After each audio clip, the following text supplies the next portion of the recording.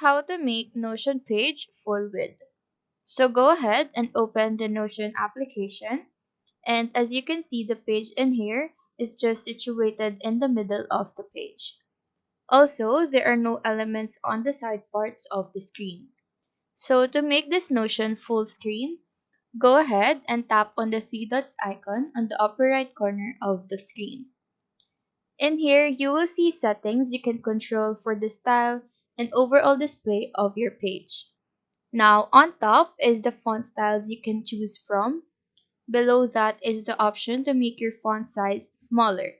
And finally, the toggle below is the option to make your Notion full page. So once you turn this on, as you can see, the text and any elements on your page will extend to both ends of the screen, making it full page. So that is how to make Notion page full width. Do let us know if this video helped you out, and if you have any questions, feel free to drop them down below. Thank you for watching and have a nice day.